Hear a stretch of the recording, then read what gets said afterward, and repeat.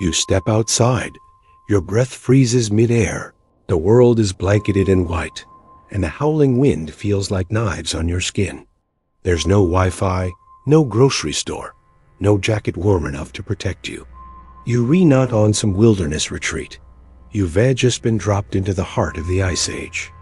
Beside you stands a figure, thick-boned, hunched, wrapped in fur, with a spear clutched tightly in his hand. He's a caveman, and he's been surviving here his whole life. The question isn't will you make it out alive? The question is, do you even stand a chance? This is a brutal head-to-head showdown. You, a modern human with 21st century knowledge, versus a Paleolithic survivor who eats danger for breakfast. Who truly wins in a fight for survival when nature is the enemy? Imagine you re-dropped into the ice, aged with nothing but the clothes on your back and whatever survival tips you've absorbed from the internet or a few outdoor YouTube channels. The temperature is hovering well below freezing. There's no shelter in sight, and your phone, it's just a shiny paperweight now. Meanwhile, the caveman beside you has already scanned the landscape and is moving with purpose. He's been here before. His body's adapted to this. Thicker bones, shorter limbs, less surface area for heat to escape. His instincts are firing on all cylinders. And yours? Well, yours are asking when the next Starbucks is opening. The environment is unforgiving. You're trudging through snow that feels like quicksand. Your fingers are already going numb, and you're starting to understand just how soft we've all become. The Ice Age wasn't a season. It was an era of relentless survival. Now, sure, you might remember that fire needs oxygen, heat, and fuel. But can you actually make one without matches or a lighter? Can you recognize dry wood?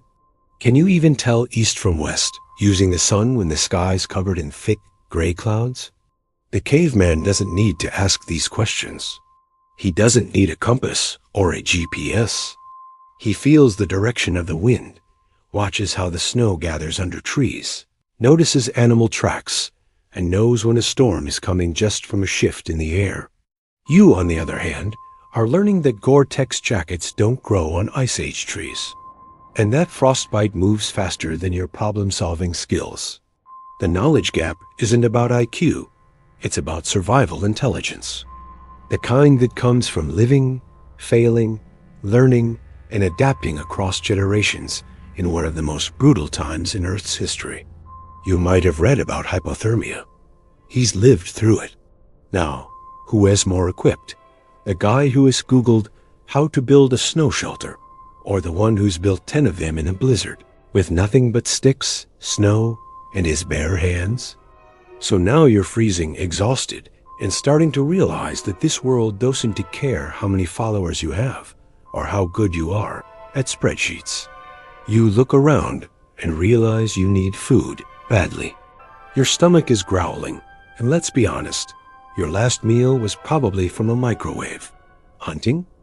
That's a word you associate with documentaries, or maybe that one camping trip where you panicked over a mosquito. But food isn't optional here. It's survival fuel. And suddenly, every bite is the difference between making it to tomorrow or not. The caveman? He's already miles ahead of you. He's not just finding food. He is food if he's not careful.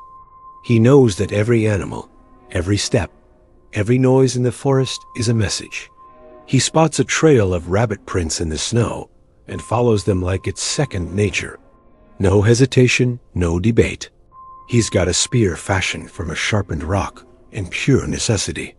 His approach is silent, low to the ground, using shadows and cover. You, meanwhile, might think you could build a trap because you once saw it in a survival show. But even if you had the materials, the patience, the knowledge, would you really know how to skin a rabbit? Gut it, cook it properly without burning it or yourself. Let's say, by some miracle, you actually find food. Maybe you stumble on a few berries or roots. Do you know what's poisonous? What causes hallucinations? What might stop your heart within minutes? The caveman doesn't guess. He remembers. His people passed this knowledge down not in books, but in practice, in ritual, in sheer trial and error over thousands of years. One mistake for you could be your last. For him, the stakes are always high, but the knowledge is bone deep. So here you are, same freezing world, same stakes, but your tools are knowledge and theory, while his are instincts and lived experience. One of you is hungry and hopeful. The other, just plain hungry. Want to see who handles shelter better? Night falls like a hammer. The sun disappears behind the horizon, and the temperature drops fast, bone-shattering cold that steals your breath and stiffens your joints. This is where shelter becomes life or death. You remember reading about snow caves, lean-tos, or maybe igloos. But theory is one thing. Execution, especially with frozen fingers and no gear, is something else entirely. You try to pile up branches and snow, but the structure keeps collapsing. Your hands are shaking, your face is raw, and your heart is racing because deep down, you're running out of time. Meanwhile, the caveman is already ahead again. He's not experimenting, he's building. He's chosen the side of a small hill, using the wind as a guide, not just to find shelter, but to create one that works. He stacks snow deliberately, packing it in layers, insulating with dry grass and animal skins. His shelter is low, conserving warmth, blocking the icy gusts that are now cutting through your clothes like knives. It's not fancy, but it's functional, efficient. It's built from knowledge that's been carved into his DNA from generations of survivors. Inside your shelter, if you even managed one, it's cramped and damp. There's no heat source. Your clothes are soaked, and now hypothermia is creeping in like a silent predator. You try to remember, was it warm water or cold water that helps frostbite? Should you sleep or stay awake? Everything you thought you knew suddenly feels abstract, useless. The caveman, on the other hand, is huddled in his shelter with a tiny fire smoldering beside him. He uses smoke to ward off predators, layers of fur to stay warm, an instinct to keep his fire breathing just enough to last the night. He may not know what Celsius is, but he knows exactly what death feels like creeping through his bones and how to keep it out. The truth is setting in now. In this environment, the caveman isn't just surviving, he's living. And you? You're just hoping to see the sunrise. But let's not count you out just yet. Because the real question is, can modern intelligence adapt? Let's say you made it through the night. You're cold, sore, hungry, but somehow still alive. That's something. Now comes the real test, adaptation. The caveman may have the edge in instinct and lived experience, but you've got something he doesn't. A brain filled with abstract problem solving, creativity, and a mental toolkit built on thousands of years of progress. No, you don't have a fire starter or a multi-tool, but you do know the science behind combustion. Friction, oxygen flow, fuel sources. And knowledge, when applied fast and right, can be power. You start to think like a survivor. You remember that dry bark can act as tinder. You recall that rubbing certain woods together, with enough speed and pressure, can eventually create heat. It's messy, painful. Your hands are blistered, but this time, smoke appears. Then, a flicker. You've made fire. Not with stone, but with grit and knowledge. The caveman? He watches you, curious. He's never seen someone do it quite like that. And just like that, you're not just imitating, you're innovating. Next, tools. The caveman has a stone axe tied with sinew. He's had years to perfect its balance and weight. You have nothing ... yet. But you know about leverage, pressure points, how to shape a blade from flint more precisely. Maybe you even remembered that obsidian makes a sharper edge than steel. You start experimenting, mimicking his tools at first, but gradually creating something of your own. A spear with a counterbalance. A trap that uses tension, and a bent sapling. You're catching up fast. This is where evolution kicks in. Modern humans are built not just to survive, but to adapt at speed. You may not have the caveman's instincts, but your brain is doing what it was designed to do. Analyze, replicate, improve.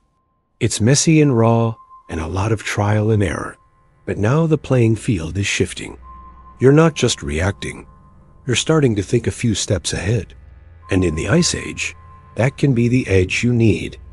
Now, what happens when you're injured or isolated? That's the next layer of survival. Want to see who handles that better? You're moving through the snow, finally feeling like you might stand a chance. But then it happens. A fall. Maybe you slip on ice. Maybe your foot gets caught between two rocks. Pain shoots up your leg, and suddenly survival isn't theoretical anymore. It's real, immediate, and terrifying. You've sprained, or maybe even fractured your ankle. There's no hospital, no ibuprofen, no one coming to help. And that's when it hits you. The real enemy isn't the cold, or the hunger, or even the wild animals. It's isolation. Now imagine the caveman in the same situation. He's likely faced this before. A twisted joint, a bleeding gash, a bad fever. But he's learned how to treat wounds with herbs and instincts passed down through generations. He knows how to bind a splint with tree bark and animal hide. He might even have a community, a small tribe, to help him recover. You've got Google in your head and a stick for a crutch. But even here, modern knowledge gives you options. You remember how to reduce swelling, elevate the leg, keep it warm. You can improvise a splint with branches, secure it with scraps of clothing. You know not to walk on it right away, how to conserve energy, how to plan ahead. And more importantly, you know that panic is your worst enemy. So you breathe, you calm your mind, you take inventory, because you've read that the difference between life and death in survival situations often comes down to decision-making, not brute force. You start thinking like a strategist. You ration energy, not just food. You find ways to signal or mark your path in case you get disoriented. You draw from a different kind of strength, mental resilience. And surprisingly, you don't give up. You endure. Because survival isn't just about instincts.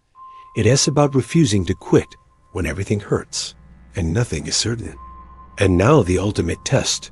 How do you deal with fear, with loneliness, with the crushing weight of survival over days, not just hours? Let's see how both of you measure up when the mind becomes the battlefield. The cold is constant. The hunger never really leaves. But what starts to creep in now, more dangerous than frostbite or predators, is doubt. The loneliness hits you like a wave. There's no one to talk to, no distraction, no sound except the wind and your own thoughts. You've patched your wounds, you've built your fire, maybe even hunted a little, but now it's just you and your mind. And this is where survival takes a turn that tools and fire can't fix. This is psychological warfare. The caveman? He doesn't wrestle with the same kind of internal chaos. His world has never known convenience, entertainment, or constant connection. Solitude isn't foreign. It's part of the rhythm of his life. His mind is tuned for the now. Is there food? Is there danger? Is there shelter? He doesn't dwell on regrets, future hypotheticals, or existential dread. His mental armor is simple but powerful. Focus, presence. He survives by acting, not overthinking. But you, the modern mind, you're wired differently.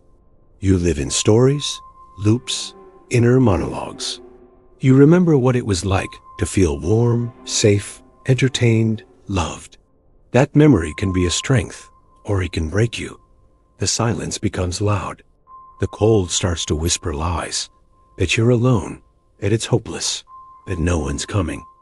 And if you let that spiral win, you might not even need the cold to kill you. Your mind will do it first. But here's the twist. That same complexity that emotional depth, it's also your weapon. Because where the caveman survives instinctively, you can survive intentionally. You can hold on to meaning, purpose, even in the bleakest moment.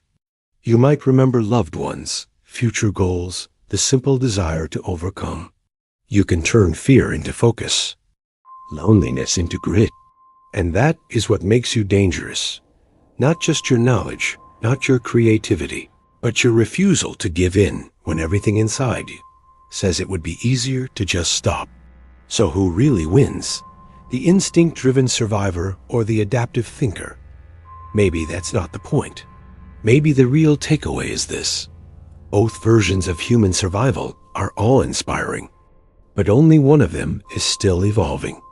So here we are, you, a modern human, standing across the frozen expanse from a Paleolithic survivor. You've both battled cold, hunger, injury, fear. You've both fought to carve out another day against impossible odds. And while he had instinct and generations of hardened experience, you had something he didn't. The ability to think beyond the immediate, to problem solve on the fly, to innovate when there was no clear answer. He survived by remembering what worked. You survived by imagining what might. The truth? You wouldn't stand a chance on day one. You'd be slower, colder, hungrier, and almost definitely overwhelmed. But day 10? Day 20? If you made it that far, something would shift. The body would harden. The mind would sharpen. You'd start moving with purpose. You'd adapt. And that's what makes you more dangerous than a caveman. Not your comfort or your tools, but your ability to change. Fast. And maybe that's the bigger story here. You're not supposed to be ready for the Ice Age. You are never meant to be dropped into a world of mammoths and megafauna with nothing but sneakers and some YouTube knowledge. But when the chips are down, modern humans don't just cope, we evolve. That's the legacy we've inherited. The caveman isn't some relic we've outgrown. He's in us. His fire burns in your endurance. His grit pulses in your bones. But now, you carry something more. Imagination, strategy, the drive to ask, what if? So, who would win, you or the caveman? Maybe it's not a fight at all. Maybe it's a relay. He survived so you could thrive. And in the end, the ultimate survival trait is the ability to never stop growing. If this made you rethink what it really means to be tough, take a second to reflect. What strengths are you carrying around every day that you don't even notice? And if you were dropped into the wild tomorrow, what would you fight for? If you enjoyed this video, tap that like button and hit subscribe for more wild head-to-head survival breakdowns. Got a battle in mind? Drop it in the comments. Until next time, stay curious, stay tough, and never underestimate the power of the human mind.